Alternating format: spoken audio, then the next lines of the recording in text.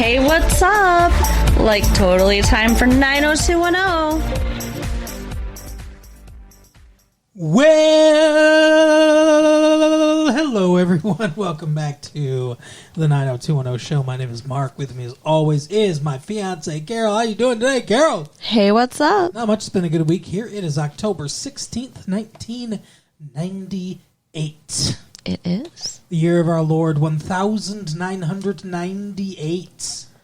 So, just to prepare y'all, I sound like a 13-year-old boy today. Oh, no, but she looks like a 14-year-old boy. Woohoo. Just got a little bit of a cold, and this is literally the second tape we're making today, so Yeah. We love making tapes. we'll see how my voice holds out. Yeah, Illegal Tender, the 90210 episode featuring illegal gambling. Is this your favorite episode It's ever? my favorite episode of the show ever. I kind of thought so. Duke's Bad Boys in it.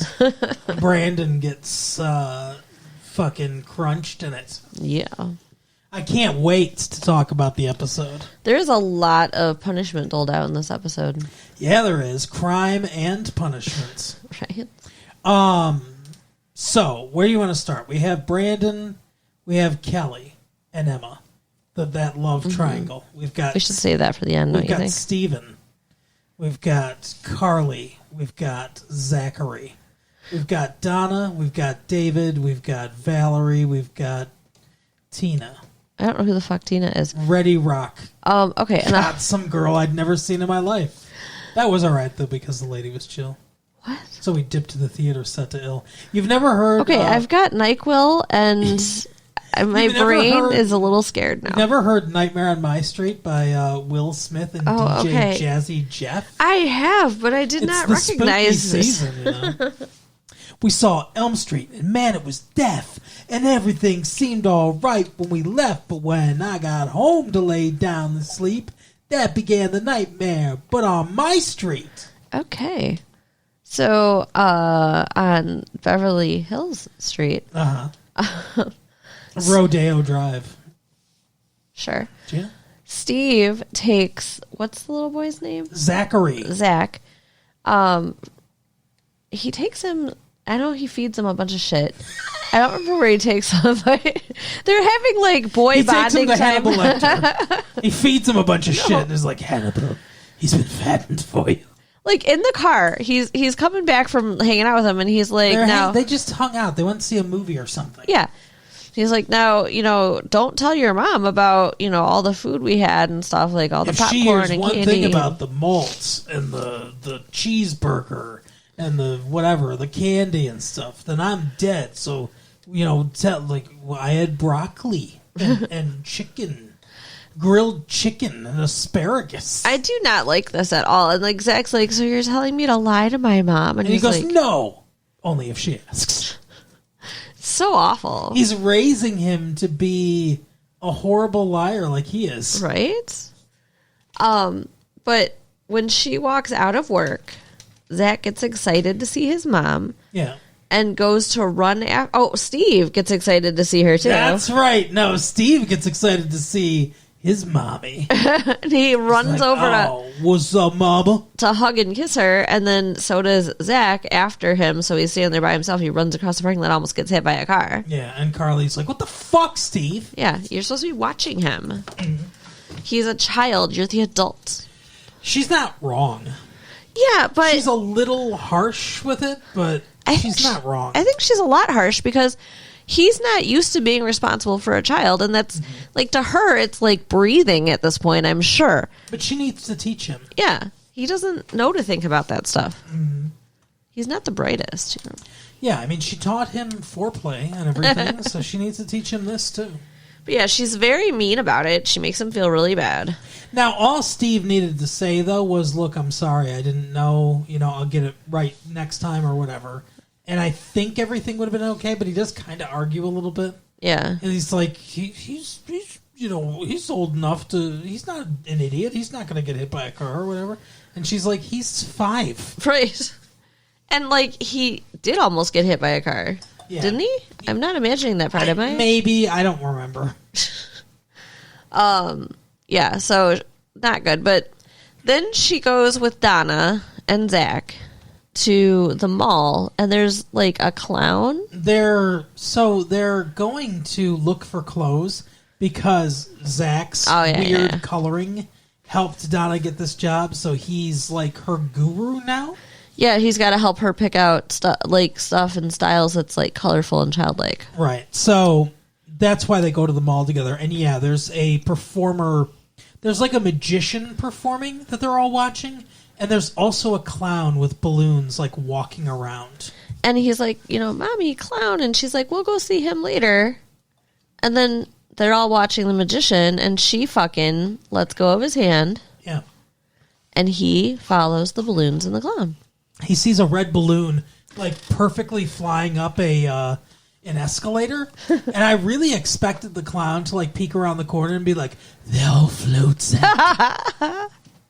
Oh my god! Like, it was weird because it was. I mean, obviously it was on a string or something like that, but it looked very unnatural the way it just like moved up there, and so he runs after it. It's like Mr. Clown, right? Yeah, and yeah, he gets in. He's like, "Oh, Zach." Well, once he catches when you're down here, you'll float too. Oh, that's so creepy. Yeah. Zach's like, I've seen the dead light. Zach gets a hold of the balloon, which I think is the most unrealistic thing because he's short and the balloons fly high. Yeah, if that was such a good balloon, wouldn't it have floated away into the sky? Right. But then he's immediately looks around and realizes that he has no idea where his mom is. He can't see the clown. Like, everything's lost, and he starts freaking out. And starts crying. And doing his best job of acting, which isn't great, but, it's something. He's little. And then Carly realizes he's gone, and she fucking freaks out. Mm-hmm. So, like, there's a lot of the tension of, is she going to catch him? Is she going to find him? And in the meantime, She's going to catch him. He's running from her. In the meantime, though, a dude comes up to him and is like, hey, are you lost? And he's like, I'm not supposed to talk to strangers. He's like, well, you gotta trust somebody. Look, I have candy. Yeah, you want some candy? Like, what the fuck, man? I've got a puppy in my car. And, like, as Carly's looking for him, somebody's like, oh, he was with his father. She's like, he doesn't have a father. I mean, he does, but his father's like a deadbeat or whatever. Right. But that had to be so fucking terrifying. Oh, yeah. So finally, she goes to the security people. Like, why wasn't that your first stop? They haven't talked to the police at all. Yeah, they're just, like, talking to random people. And Zach's there because the guy took him there. But, like, for a minute, I was a little afraid the guy was going to kidnap him. How about you? I mean, I don't know, like... I guess I'd be a little dark for now to know, but... She's got molested. Zach found on the side of the road cut up. Oh, God. But he's still, like, clinging to life. Stop. Bobby. Okay, this is not a time to kill. Come on. Oh, my God. Seriously, Matthew McConaughey's in 90210. His young womb killed. Oh, please. That's such a fucking hard movie to watch. It's such a good movie. It's a really good movie. Like the Matthew McConaughey's like ending monologue where he's like describing the injuries and everything, and like goes into like great detail about everything, and then of course ends with the now imagine she's white. It's the whole thing's very powerful, but. Apparently, John Grisham based that off of a real case that he heard. Yeah, I think you shared that with us on our actual tape about A Time to Kill. Craziness. Yeah. Anyway, let's talk about A Time to Kill again. Happier. Sandra Bullock was in that movie. Oh, yeah. We watched a Sandra Bullock movie this week. Yeah, you'll hear about that tomorrow. But she gets reunited with Zach and everything's fine and nobody's molested him and life is happy. Reunited and it feels so good. But now she's like eating her words because she's like, I was so mean to Steve and, I did the same thing. And so I don't understand the point of this, to be honest with you. Is the point supposed to be like anyone can be a fuck up and you shouldn't be so hard on Steve? Or is like, because I mean, Steve did the wrong thing too. Like, he shouldn't have just ran in a parking lot. You don't just leave a 5-year-old behind. Like, that's not how you handle that situation. Right. I think it was just a teacher. Yeah, I mean, that she was a little too hard on him. That, like, I'll accept that then. That makes sense. I mean, yeah, he was wrong, but she made the mistake too. Yeah. So, that's that storyline. So the other storyline is Valerie is continuing to take bets, even though she's working with Duke's bad boy. Yeah, even though did that happen this episode where he said you're not doing this anymore? Or was it last episode? This episode. Okay, so she has a briefcase full of money in the office. She does. There's so much there. And Noah walks in. Now, I think he's a bit of an asshole here. Yeah, he is a bit of an asshole, yeah. Because, like, I get he doesn't want illegal gambling in his establishment. Sure. But he takes it and he's like, give it back. It's not, like, he won't let her give the money that she's supposed to give to the, fucking mobster dude to him. To Duke. Duke's in there with them. And he's like, Duke's like, give me my briefcase. And he's like, no, you're not getting your money back. It's so stupid. And he says to Valerie, give this money back to all the people that bet. Yeah. Like, what makes him think that he's in charge? What about the winners? Right. Like, we're just issuing refunds to everybody, but what about the people that bet and won? Don't you think they're going to be like, where's the rest of my fucking money? Yeah, it was stupid. Although I feel like this was money that was already paid out. This is, like, their cut. No, I think it's all of it. Oh. I think because Duke's like, you're fucking on the hook for this. Mm-hmm. That's what he says to Valerie as he leaves. And, like, Noah has all this money. Like, whatever. Like, just say no more and stop it there. No mas. But, yeah, he's like, no, you can't even pay Duke. Mm-hmm. But she does anyway. Yeah. She takes the briefcase and she takes more bets. She does not stop. Yeah, and she goes and you see her meeting with Duke, like, giving him the money, like, oh, I'm just going to keep it going. Don't worry about it. Yeah. That's really dumb on her part, though. And Duke's like, look, I'm not coming to the club anymore, but I'm going to send somebody, and he'll know you or whatever. Yeah. But it's not Duke's bad boy. It's Duke's good boy. So, in the meantime, like, David had been talking about how much he misses, like, being an artist, like, playing the music and stuff. And, he's sad because all his equipment's gone. He has nothing and all this stuff. So it's all in hock. Yeah. Valerie takes some of her gambling money and gets his keyboard out of Hawk. She gets his equipment out. That's cool, right? Yeah. So he's very excited. He gets to play. And they're together in this episode. And it's like, I like them together so much better than any other couple basically in the entire show. I do too. Honestly, I think they should be together. They have good chemistry, and she acts like she's a human being when they're together. Like she really cares about him. So he'd been helping this artist. I don't remember her name, but like some up and coming artist. Well, he trashes her show. He trashes her show in his article, and then she comes to him. Yeah. And tells him like she got fired. Yeah, I got fired. Fuck you. So who the fuck are you? So then he feels bad. But like if she sucked enough that he wrote an article saying she sucked, then why is he trying to turn it around and help her? Yeah, he's like, because he listened to her demo. And her demo is really good. That's what she says to Valerie. But who cares? Like Valerie points out, maybe she can't perform on stage. Mm-hmm. Yeah. Not everybody who can make a good tape can perform. Exactly. We've never performed our show live on stage. Right? We make great tapes, don't we? Do.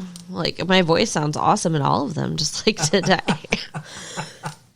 Oh, my God. Sorry, guys. I knew it would happen. But yeah, so he gets her to perform. She says she's got stage fright, and that's why she was bad at performing. And he goes, every time I had stage fright, I just look at Donna. Like, I'd tune everybody else out, and I would just focus on Donna, picture her naked or whatever. And she's like, do you mind if I use you? And he's like, no, it's fine, whatever. Yeah, do you think she has a crush on him? Yes, of course. There's a lot of like flirtatious behavior going on, and Valerie gets jealous. Yeah. Because she kisses him. On the cheek. On the cheek, yeah. It's not like just, like as a thank you kiss. But still, if you walked up and you saw a woman kissing me on the cheek, would you just be like, oh, it's just on the cheek? Well, no, I'd be upset, especially in this situation. Yeah. But he freaks out about it. Like, he's really mad that Valerie got jealous, and he's like, we're not going to do this. And, like, I'm not going to invest in things that aren't going to pay off or something like that. Like, and that means, our relationship, if you keep acting like this, like, what the fuck, Dave? Like, he was really harsh. I did not like it. Yeah, he overreacted, I think. I think it's pretty normal for someone to be a little jealous in this situation. Yeah. So he ends up on stage performing with this girl. Like, she called him up there because Valerie suggested that maybe he play with her. Yeah. And so she's like, oh, good idea or whatever. We don't see any of that, but that's presumably their conversation. And while he's performing, this guy that Duke said was going to come get the money comes, and she's like, can it wait? And he's like, no. So David looks out and doesn't see her. He sees her at first, and he's looking at her and everything. He's so happy. And then, she has to walk away briefly, and he doesn't see her. So then he starts looking at Donna, and Donna's looking back at him, and it's not good. And Noah's like, if I didn't know better, I'd be jealous. Yeah, so she kisses him, which I think is kind of mean. Like, what if David's performing and he sees his ex-girlfriend kissing? Like, that would be upsetting. Plus, they're fucking on the regular. Right? Yeah. That's that's heavily implied in this episode. So when Valerie goes off to give the guy the money, turns out he's an undercover cop. Yeah. Do you think Duke set them up? Yes. 100% yes. So fucked up. She owed him money. But she gave it back. Sorry. Yeah. I don't know. I still think he did it. I think he was mad. I mean, I do too, but I think it's dumb. Yeah. And then David comes over. He's like, what's going on here? And he's like, oh, you're the owner of this place? You're under arrest too. Not David. Noah. Yeah, Noah. You're under arrest too, which is dumb. Like, Noah had nothing to do with it. Noah had no thing to do with it. So, yeah, so they're both in jail at the end of this episode, so we'll have to see how that goes. Do you think that they're going to turn on Duke? Like, give Duke up? And that's going to be, like, to get rid of Duke once and for all? Well, that would wrap it up in a nice little bow, and the show likes to do that, so yeah that makes sense. You know what else was wrapped in a nice little bow? Brandon's penis. Yes! That's exactly what I was thinking. In a condom when he had sex with Emma. Right? And that comes back to bite him in this episode of 90210. So him and Steve are talking about how to tell Kelly or how to figure out Kelly. Because Steve comes up and Brandon's writing her a letter. Like, he has decided he's gonna tell her. I read your letter. So they're arguing about Emma. And he's like, Emma was so good and I loved her column. We need her back. Come on, Brandon. You're being a dick. And he's like, no, I'm the fucking whatever. And Steve's like, I'm the publisher. I'm the editor. I'm the publisher and everything. And then Steve finally goes, look, I had an affair with her. No, Brandon. Brandon says, look, I had an affair with her. And Steve's just like, oh, okay. Like, he's so, like, not really even that surprised. Yeah, he's not scandalized at all. And he's just, like, helping him. And I'm a little disappointed in Steve's reaction. Yeah. But Steve's like, so then he looks and he's like, did you tell Kelly? And he goes, not yet. And we look on the computer and it says, Dear Kelly, and nothing else. And Steve's like, no, you are not doing this. So instead, what they decide to do is proposition Kelly to be the new advice columnist. And they send, as one of the letters, this letter like, hey, I cheated on my girlfriend. It was one time. It didn't mean anything. You know, should I fucking forgive him?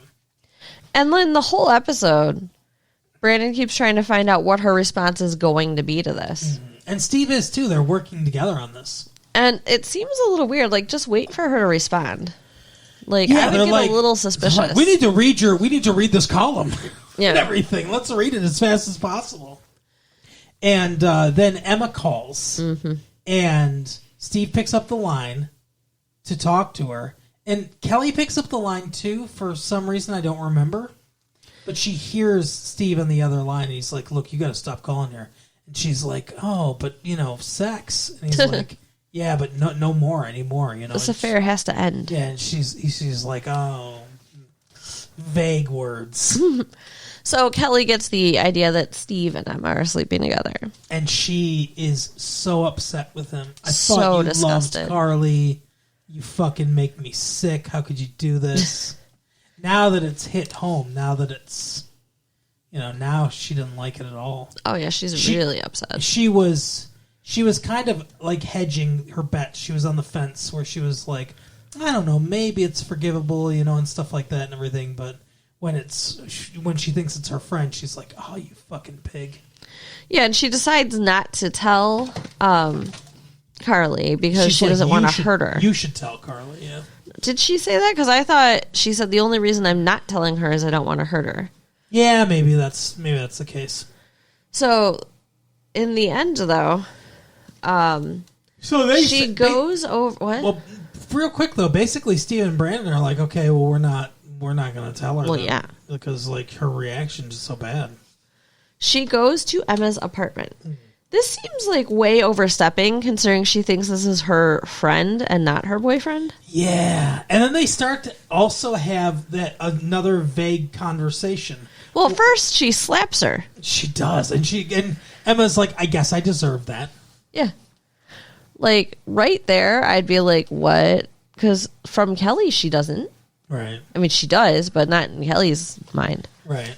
But yeah, so then they start talking vaguely and everything, and she's like, I thought, like, whatever, the affair's over, all this stuff and everything. And then Kelly finally says, like, yeah, like, I can't believe Steve or something. She's like, Steve? Yeah. And she's like, yeah, the guy you slept with, Steve. And she's like, I never slept with Steve. no, I slept with Brandon. Yeah. So Kelly didn't believe her at first, and then she's like, why don't I play you a little tape here? Mm-hmm.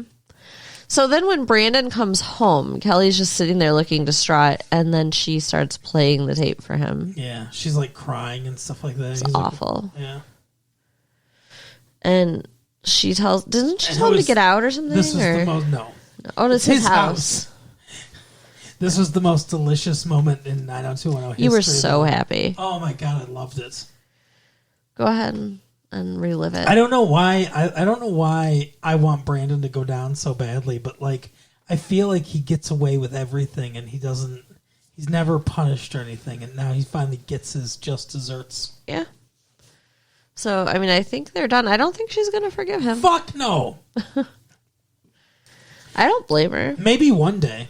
I still feel like the show wants them to end up together. Now, in reality, I don't think they would. Mm-mm. And I kind of hope that the show takes the bold move to be like, look, we're not going to have them end up together. Yeah. They don't need to be together. We don't need that to be their end or whatever. I hope that's what they do. I don't know what they're going to do, obviously. But, yeah, She went to go live at Malibu Beach Barbie house. That's true, yeah. She went to live with Donna again. Yeah. Even though there's a family living there, too. That's okay. There's 4 rooms. There's 3 rooms, yeah. But I thought Zach had one. Yeah. Carly had the other, and then Donna's got one. But they were supposed to only be there for a few days, so. Yeah, who knows? Maybe they'll be gone. They always resolve things off camera. They do. They do a lot of shit off camera. But yeah, that was the episode. A fantastic episode. It was a really good episode. I can't wait to see the aftermath of him and Kelly being broken up and probably not being friends. Kelly's kind of like, I mean, she's got Donna, but like I can't imagine she wants to talk to Steve either. Right. She's got David too. That's her brother, but whatever. And she's friends with Carly. But yeah, so that's the episode, Carol. Tell people, I don't know, stuff. You can write us at latefee1994 at AOL.com. Yep. Check out our website at www.retrolatefee.com and share the tapes with your friends. All right, we'll see you next time. Bye. Bye.